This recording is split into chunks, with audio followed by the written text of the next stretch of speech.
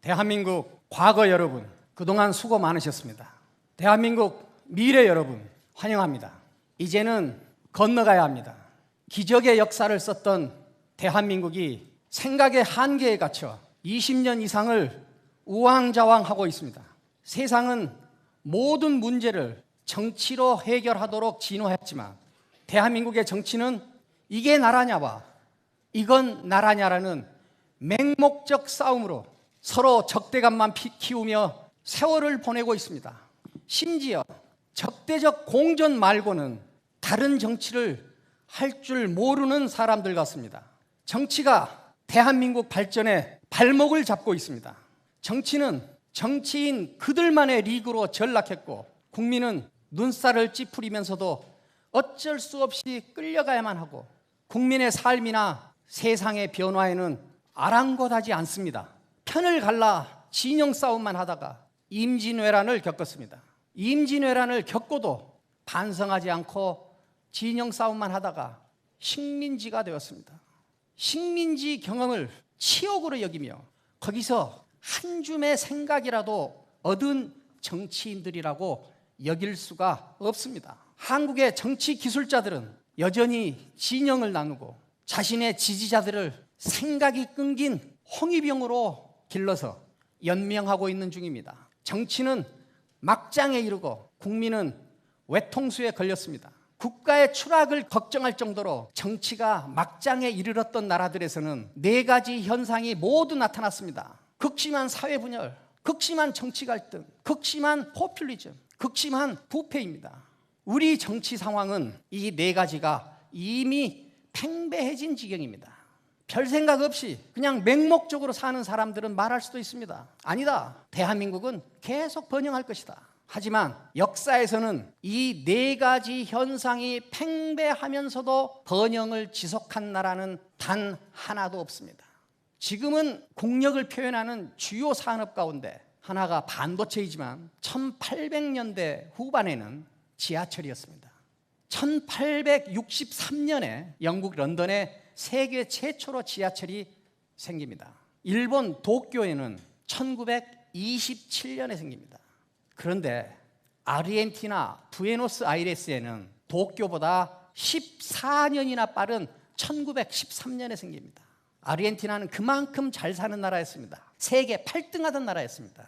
엄마 찾아 산말리라는 만화를 아실 것입니다. 이태리의 한 어머니가 아르헨티나로 돈 벌러 갑니다. 혼자 남겨진 아들 마르코가 엄마를 너무 그리워하다가 아르헨티나까지 엄마를 찾아가는 여정을 그린 만화입니다.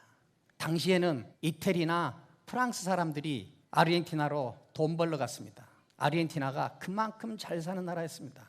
그렇던 아르헨티나가 지금 어떻습니까? 몇 년 전에 후진국발 금융위기가 났는데 후진국발 금융위기입니다. 그 발원지가 아르헨티나입니다. 극심한 사회분열, 극심한 정치 갈등, 극심한 포퓰리즘, 극심한 부패로 주저앉았습니다. 우리에게 익숙한 방식으로 도달할 수 있는 가장 높은 단계에 도달한 지금이 우리에게는 도약하느냐 추락하느냐의 경계인 것입니다.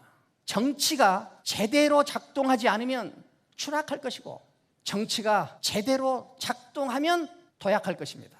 정치는 철학과 함께 태어났습니다. 생년월일이 같습니다. 기원전 6세기 좌우에 시작됩니다. 당시 인간들은 이미 사회를 운영하는 수단으로 주먹을 쓰는 것보다 말로 하는 것이 사회의 건강성과 효율성을 훨씬 더 크게 할 수 있다는 것을 안 것입니다. 정치는 말로 합니다. 말이 말로서 기능을 하는데 필수적인 덕목은 신뢰입니다. 신뢰가 그만큼 중요하기 때문에 신뢰가 지켜질 수 없는 말을 하면 인간으로서는 최소한 부끄러움을 느끼도록 진화했습니다. 그런데 우리 정치에는 수치심이나 부끄러움이 사라졌습니다. 염치가 없습니다. 인간을 동물이 아니라 인간이게 하는 근본적인 덕목을 염치로 보기도 합니다. 염치를 모르면 인간으로서 최소한의 조건도 갖추지 못한 것입니다. 우리는 염치를 모르고 남탓만 하고 거짓말을 밥 먹듯이 하고 내로남불이 일상화된 정치 환경에서 살고 있습니다. 우리 정치 현실이 절망적이라고 할 수밖에 없는 점은 극심한 사회 분열, 극심한 정치 갈등, 극심한 포퓰리즘, 극심한 부패가 제도적인 문제나 정치적 습관에서 비롯된 측면도 있지만 더욱 근본적으로는 인간 자체의 문제까지 내려갔다는 점입니다. 염치를 모르는 지경까지 추락한 정치들이 꾸리는 정치에 우리를 맡겨도 정말 괜찮다고 생각하십니까? 여러분들은 이런 정치 환경 속에서 살아도 정말 자존심이 상하지 않으십니까? 자존감이 유지됩니까? 인간으로서의 최소한의 덕목이 사라지고 네 가지 문제가 팽배해진 것은 그동안 가졌던 상상력과 사명감이 바닥났기 때문입니다. 꿈과 비전이 사라졌기 때문입니다. 건국, 산업화, 민주화의 직선적 발전을 해왔던 우리는 지금 민주화 다음의 비전을 세우지 못하고 있습니다. 비전이 없으면 방황하고 방황이 길어지면 추락할 수밖에 없습니다. 여러분, 그런데 말입니다. 우리가 어떻게 생존해온 민족입니까? 우리가 어떻게 번영시킨 나라입니까? 여기까지만 살다 갈 수는 없습니다. 사실 산업혁명 이후 문명사에서 후발주자로 출발하여 우리보다 앞서서 우리 정도의 이 단계에 도달했던 나라는 다 다시 추락했습니다. 문명의 파라다임이 일정하게 유지된다면 우리도 추락할 가능성이 큽니다. 후발주자가 선도적 단계로 올라설 기회를 잡으려면 반드시 기존 파라다임에 균열이 가야 됩니다. 기존 파라다임이 깨져야 됩니다. 우리 정도의 단계에 도달했다가 추락한 나라들은 다 파라다임의 균열이 가는 축복의 시간을 맞지 못했습니다.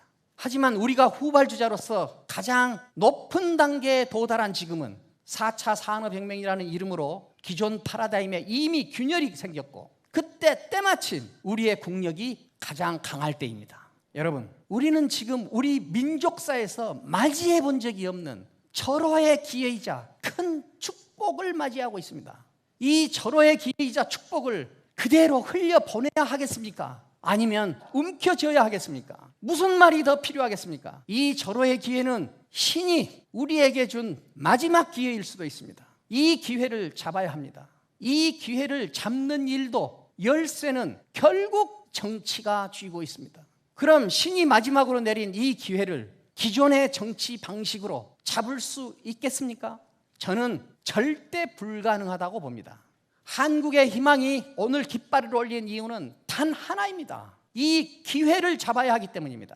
여러분, 우리가 어떻게 생존해온 민족입니까? 우리가 어떻게 번영시킨 나라입니까?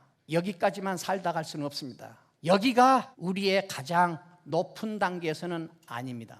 진영에 갇혀서 아무 생각 없이 정해진 이념만 더 크고 강하게 부르짖는 정치 습관으로는 이 기회를 살리는 일이 불가능한다는데 우리의 간절한 호소가 있는 것입니다.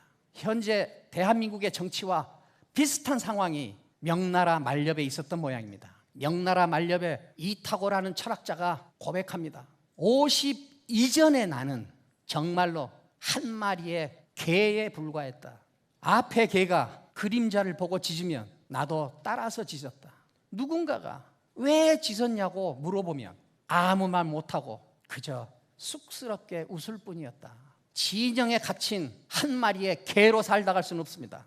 생각이 없으면 진영에 갇히고 진영에 갇히면 진영이 정해진 주장을 얼마나 크게 재생하는가만 중요하기 때문에 생각할 필요가 없어서 생각은 더 없어집니다. 생각이 없으면 염치도 없습니다. 진영에 갇히면 진영만 보이고 자신의 구체적인 삶의 생활이 안 보입니다. 진영에 갇히는 정치는 얼마나 가혹한지 우정도 없고 사랑도 없습니다. 심지어는 혈친 간의 정도 쉽게 무시됩니다. 여기서 어떻게 염치를 아는 인간으로 성숙할 수 있겠습니까? 이제는 진영 정치에서 생활 정치로 건너가야 합니다. 진영을 말고 자신의 구체적인 삶이 펼쳐지는 생활로 돌아가야 합니다. 여러분, 우리가 어떻게 생존해온 민족입니까? 우리가 어떻게 번영시킨 나라입니까? 여기까지만 살다 갈 수는 없습니다. 이제는 건너가야 합니다. 생각의 결과를 받아들이는 삶에서 생각을 하는 삶으로 건너가야 합니다. 지식을 수입해서 쓰던 나라에서 지식을 생산하는 나라로 건너가야 합니다. 추격국가에서 선도국가로 건너가야 합니다. 나쁜 정치에서 좋은 정치로 건너가야 합니다. 진영 정치에서 생활 정치로 건너가야 합니다. 감성 정치에서 과학 정치로 건너가야 합니다. 대한민국 과거 여러분, 그동안 수고 많으셨습니다. 대한민국 미래 여러분, 환영합니다.